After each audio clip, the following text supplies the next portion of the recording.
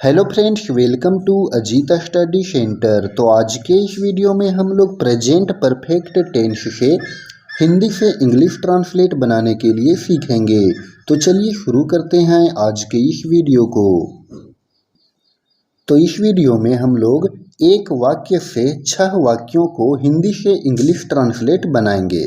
तो देखिए यहाँ पर फर्स्ट में है, वह कहानी लिख चुका है।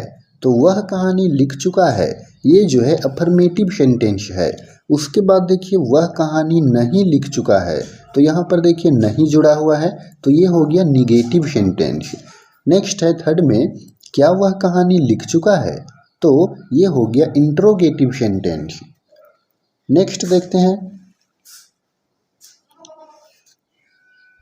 क्या वह कहानी नहीं लिख चुका है, तो यहाँ पर देखिए interrogative sentence and negative sentence, यहाँ पर नकारात्मक वाक्य भी है ना। तो चलिए अगला देखते हैं हम लोग। यहाँ पर फिफ्थ में, वह कहानी क्यों लिख चुका है, तो यहाँ पर देखिए WH इंट्रोगेटिव सेंटेंस हो गया। और यहाँ पर सिक्स में, वह कहानी क्यों नहीं लिख चुका है, तो ये WH interrogative and negative sentence का है। ठीक है, तो चलिए इसको हम लोग बारी बारी से बनाते हैं।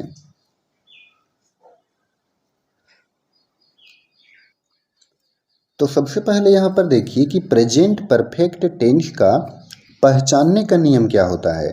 तो प्रेजेंट परफेक्ट टेंस का पहचानने का नियम होता है, जिस वाक्य के अंत में चुका है, चुकी है, चुके हैं, चुका हूँ इत्यादि लगा रहे, तब हम उसे प्रेजेंट परफेक्ट टेंस का वाक्य समझते हैं।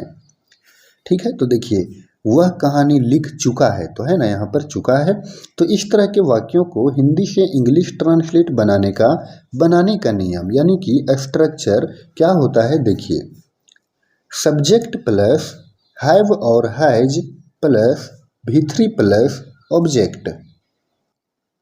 यानी कि वाक्य में जो पहले सब्जेक्ट रहेगा उसको हम लिखेंगे, और उसके बाद जो हेल्पिंग वर्ब है हैव और हैज दोनों में से किसी भी एक हेल्पिंग वर्ब का प्रयोग करेंगे। अब यहाँ पर सवाल उठता है कि हम हैव का प्रयोग कहाँ करेंगे और हैज का प्रयोग कहाँ करेंगे। तो यहाँ समझिए, देखिए जब सब्जेक्ट में आई रहे तो हैव का प्रयोग करेंगे। उसके बाद यू वी दे में तीनों में से कोई भी सब्जेक्ट रहे तब हम लोग हैव का प्रयोग करेंगे। ठीक है, आई के साथ हैव का प्रयोग, यू के साथ हैव का प्रयोग, वी के साथ हैव का प्रयोग, दे के साथ हैव का प्रयोग। उसके बाद थर्ड पर्सन सिंगुलर नंबर जैसे कि ही, शी, इट और कोई भी नाम रहे, चाहे वो लड़का का नाम हो या लड़की का नाम हो, तो उसके साथ हम लोग प्रयोग करेंगे हैज का।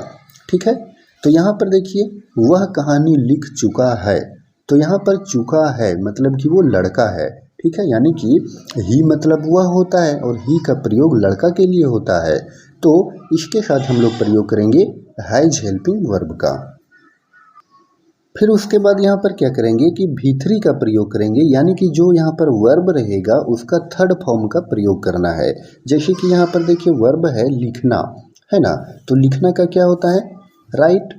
तो इसको हम लोग V3 कैसे बनाएंगे, तो राइट, रोट, रिटेन, तो यहाँ पर V3 हो गया रिटेन, और फिर लास्ट में ऑब्जेक्ट जो रहेगा उसको हम लोग लिख देंगे। ठीक है, चलिए देखिए कैसे बनेगा। वह कहानी लिख चुका है, तो यहाँ पर सब्जेक्ट है वह, तो वह का इंग्लिश ही। ठीक है, तो ही लिख दिए। उसके बाद ही के साथ किसका प्रयोग होगा, हैव और हैज में, तो यहाँ प्रयोग होगा हैज का, ही हैज।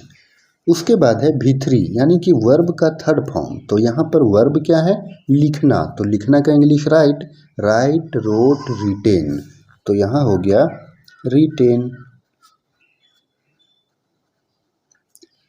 है ना। उसके बाद यहाँ पर है ऑब्जेक्ट, तो ऑब्जेक्ट में है कहानी, तो कहानी का इंग्लिश होता है स्टोरी, है ना। तो उसके पहले यहाँ पर हम आर्टिकल का प्रयोग करेंगे यह का, और फिर कहानी का इंग्लिश स्टोरी, और फिर फुल स्टॉप लगा देंगे।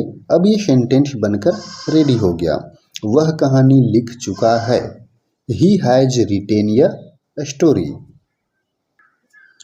नेक्स्ट है निगेटिव सेंटेंस, वह कहानी नहीं लिख चुका है। तो इसका हम लोग कैसे ट्रांसलेट बनाएंगे? तो यहाँ पर क्या करना है कि जो हेल्पिंग वर्ब है उसके बाद नॉट लगाना है, ठीक है। जैसे कि सब्जेक्ट प्लस हैव और has plus not plus V3 plus object. तो इस तरह से देखिए, ही उसके बाद हैज का प्रयोग होगा, उसके बाद यहाँ पर क्या करेंगे, नॉट लगाएंगे। तो ही हैज नॉट और फिर V3 क्या है, रिटेन, और उसके बाद यह फिर ऑब्जेक्ट में कहानी यानी कि स्टोरी, और फिर फुल स्टॉप लगाएंगे। तो इस तरह से देखिए, ही हैज नॉट रिटेन या स्टोरी, वह कहानी नहीं लिख चुका है। चलिए अगला है, क्या वह कहानी लिख चुका है? क्या वह कहानी लिख चुका है? तो ये जो हेल्पिंग वर्ब है हैज, उसको पहले लिखेंगे। तो हैज, उसके बाद सब्जेक्ट हैज ही, उसके बाद V3 रिटेन,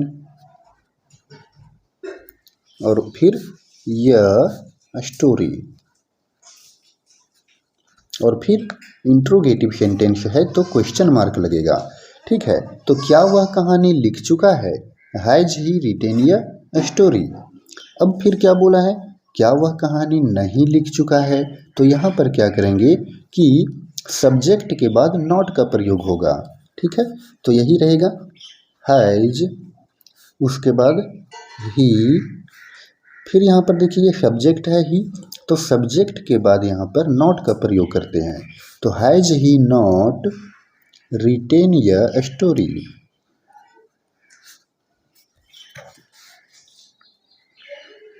और फिर यहाँ भी क्वेश्चन मार्क लगाएंगे, ठीक है। तो क्या वह कहानी नहीं लिख चुका है? हैज ही नॉट रिटेन या स्टोरी। देखिए नेक्स्ट है, वह कहानी क्यों लिख चुका है? तो यहाँ पर क्यों, यहाँ पर WH क्वेश्चन के अंतर्गत आता है, तो क्यों का इंग्लिश हो जाएगा व्हाई, ठीक है। तो यहाँ पर लिख दिया व्हाई, उसके बाद हैज, उसके बाद प्रयोग करेंगे हैज का, व्हाई हैज, उसके बाद फिर सब्जेक्ट ही, उसके बाद V3 क्या था, रिटेन, और फिर यह स्टोरी, फिर क्वेश्चन मार्क लगाएंगे। तो इस तरह से व्हाई हैज ही रिटेन या स्टोरी, वह कहानी क्यों लिख चुका है। और 6 में है, वह कहानी क्यों नहीं लिख चुका है। तो यहाँ पर देखिए निगेटिव सेंटेंस है तो सब्जेक्ट के बाद नॉट लगाएंगे।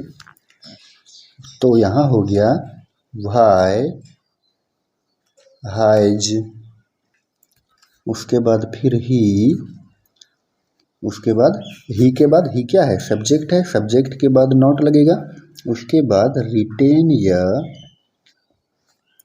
स्टोरी,